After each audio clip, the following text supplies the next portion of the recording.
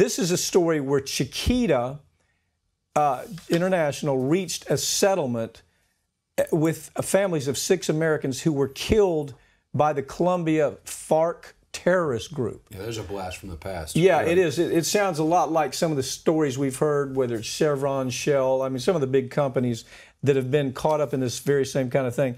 But here, in this case, you had Chiquita report that they paid well in excess of $200,000. Now, the problem is when they made the first payment, Chiquita makes this first payment to this terrorist group. I mean, it's FARC, their terrorist group. They understand that what they want to do is use that terrorist group to control people, citizens, that are objecting to the way that Chiquita is doing business there in Colombia. In other words, they're hiring their own thugs. They're hiring murderers. They know who FARC is. Right, muscle. It's muscle. They're paying for muscle. Now, the first, what is your take on it? I mean, first of all, this isn't close to being enough. I mean, you know, there needs, here again, how do you pay for murder and there be nothing more serious than this? Give me your take on it. It was a long period of time that this story's been kind of leaking out for over a decade that Chiquita paid close to $2 million over time, where they were funding FARC. Actually, $1.7 million over time. But over time, that $1.7 million, and this is in the infancy of this organization, the beginning when they were cash starved. So what did they do with that money over time? They bought more ammo, they bought more guns, they better arm themselves, and they just increased their operations. So they fed that organization until they started to go in. And I think it was, like you said, it was 5 missionaries and a geologist kidnapped them right out of their own home. And what was gut-wrenching to me, this is back in the early 90s, this mother was 23 years old. They barged into her house. 2 young kids were asleep. They dragged one of the missionaries out, handcuffed him, took him off into the jungle, never saw him again. And what did? They made ransoms. They made ransoms because Chiquita's right there paying. Nobody paid in this instance. The guy ends up getting executed. Never sees him again. My heart went out to this family. The mother said it was the hardest time was Christmas.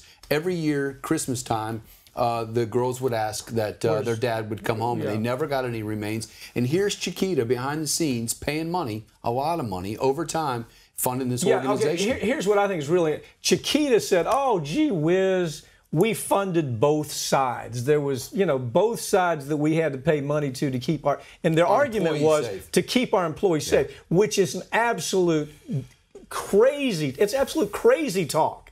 What the money was paid for was because you would have something that Chiquita would do. They would use pesticides that would affect people in the area. They would take property of people in the area. They were doing things that citizens around their operation would object to.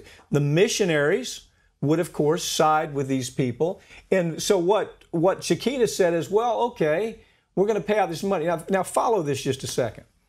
It's one thing to say, and they say, oh, we had no idea. Really? Yeah. So the first year, let's say over time they pay out in excess of $1 million, which they did. So they pay out in excess, they make the first payment. Let's say it's $200,000 that they pay out. The next 2 weeks after they pay the money, something happens. Arms are brought in. You start seeing people start dying. Things start escalating. Okay, that's the first time. Then they pay out another $500,000, and it escalates even more.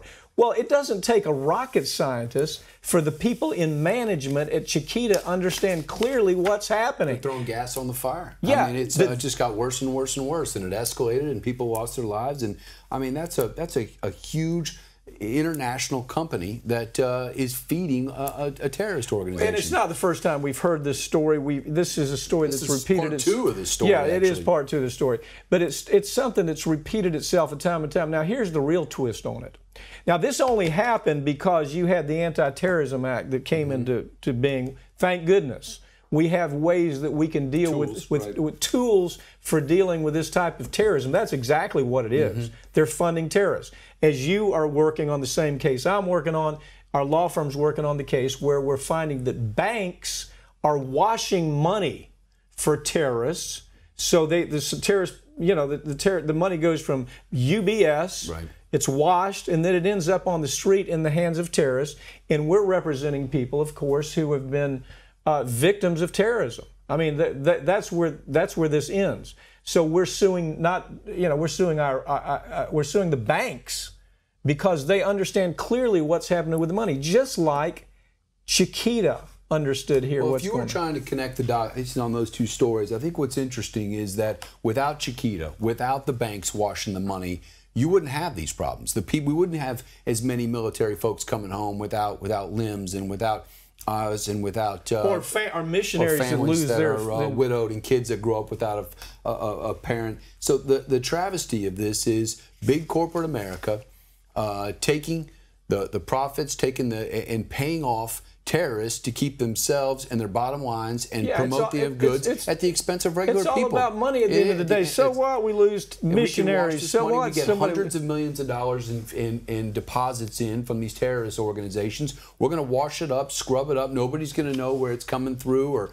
that it's going back to Iran or Iraq. This. Now, again, this was only happening because of the Anti-Terrorism Act. Mm-hmm. Now, what I predict is you're going to see banks in companies like Chiquita doing everything they can to make this Anti-Terrorism Act go away.